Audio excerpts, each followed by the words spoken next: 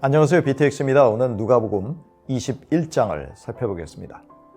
예수님 당시 성전에는 나팔 모양의 헌금을 보관하는 장소가 13개나 있었다고 합니다.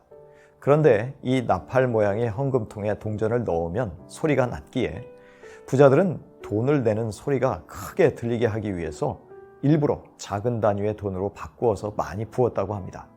돈이 들어가는 소리가 크면 사람들은 그 사람이 헌금을 많이 바쳤다고 칭찬하곤 했기 때문입니다. 그런데 한 가난한 과부는 2렙돈을 헌금하였습니다. 이 돈은 노동자가 하루에 약 6분 정도 일한 값이었습니다. 아마 이 과부가 헌금할 때 동전 소리가 났다면 매우 작게 들렸을 것입니다. 하지만 예수님은 이 가난한 과부가 누구보다도 더 많이 헌금을 드렸다고 그녀를 칭찬하셨습니다. 풍족한 부자들은 여윳돈으로 헌금을 드렸기에 하나님으로부터 받은 것에 비하면 적은 것을 바친 것입니다. 그러나 과부는 자기가 가진 모든 것을 드렸다고 하십니다. 이처럼 하나님은 없는 가운데서도 정성껏 힘을 다하여 드리는 헌금을 기뻐하신다는 것을 알 수 있습니다. 이 가난한 과부가 자기 먹을 것도 빠듯한 형편에서 하나님께 헌금을 모두 드렸다면 그 정도의 믿음이 작용한 것입니다. 하나님은 내일 입고 먹을 것 책임지신다는 믿음이 있었기 때문입니다. 당시 화려하게 증축되고 있었던 성전은 주후 64년에야 완성되지만 예수님은 주후 70년에 성전의 충격적인 파괴를 미리 예언하셨습니다.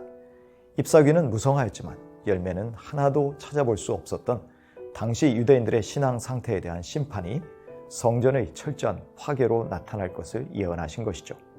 제자들은 그 징조를 알고 싶어 했고 예수님은 성전의 멸망의 때와 주의 재림 전의 징조들을 알려주셨습니다.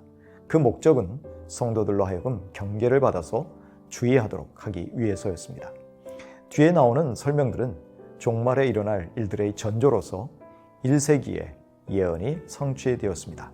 그 징조 중 하나는 예수님을 사칭하는 거짓 메시아들이 많이 나타날 것이며 그들이 많은 사람을 속일 것이었습니다. 그러므로 그런 거짓 선동에 현혹되어 잘못된 길로 가지 않도록 눈을 똑바로 뜨고 분별하라는 말씀입니다.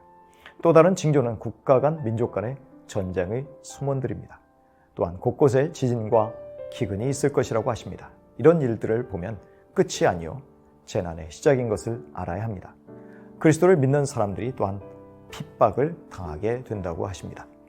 예수님 때문에 제자들이 통치자들에게 끌려갈 것입니다. 그런데 이러한 고난을 당하는 목적은 제자들이 예수님의 이름을 증거하기 위해서라는 것이지요. 그렇다면 제자들은 어떤 상황에서도 그리스도를 증거할 수 있는 준비를 갖추고 있어야 했습니다. 증언을 위해서 염려하지 말고 예수님이 성령을 통해서 주시는 구변과 지혜를 기대하라고 하십니다. 마지막으로 배신, 배교가 있을 것임을 알고 있으라고 하십니다.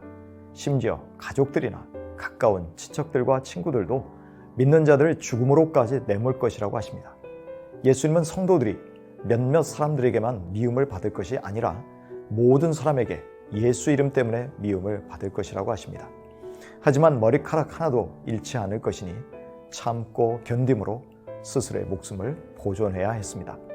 물론 많은 성도들이 순교를 당했습니다. 하지만 영원한 삶을 위해서 그 어떤 신체의 기능이 사용 불능이 될 수 없다고 하신 것이지요. 하나님이 영원한 삶을 위해 우리를 보호하실 것이기 때문입니다. 이럴 때 성도들은 끝까지 유혹에 굴복하지 않고 박해를 견뎌내야 했습니다. 그럴 때 성도들은 영원한 생명을 얻을 수 있기 때문입니다. 예수님은 예루살렘이 로마의 군대에 포위당할 때 도성이 파멸될 때가 가까운 줄 알고 지체 없이 산으로 도망치고 도성을 빠져나가라고 하십니다. 하나님의 백성들에게 거대한 환난이 닥칠 것이기 때문입니다. 이 징벌의 날에 임산부와 젖먹이를 둔 어머니들이 큰 시련을 겪게 될 것입니다. 이때 많은 유대인들은 살육을 당하고 이방 나라들의 포로로 잡혀갈 것이요 예루살렘은 이방 사람들의 때가 찰 때까지 그들에게 짓밟힐 것이라고 하십니다.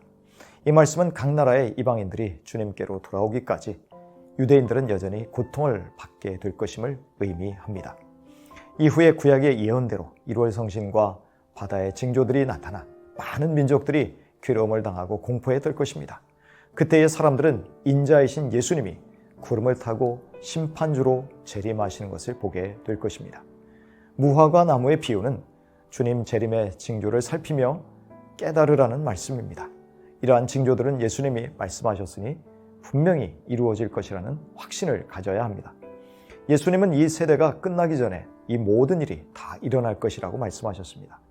예루살렘 멸망의 세대, 교회의 핍박 세대, 그리고 재림 직전의 징조들과 예수님의 재림을 보게 될 모든 세대는 서로 연결되어 있습니다.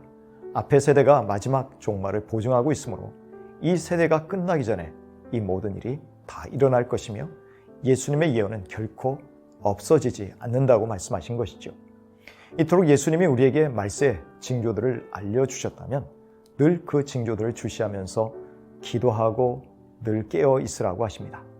그러기 위해서 스스로 조심해서 영혼을 혼돈하게 만드는 방탕과 술 취함을 멀리해야 합니다.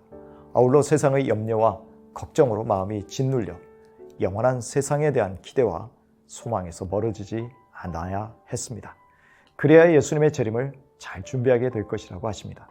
예수님은 낮에는 성전에서 계속 가르치는 사역을 이어가셨고 밤에는 올리브산으로 가셔서 기도하시며 지내셨습니다.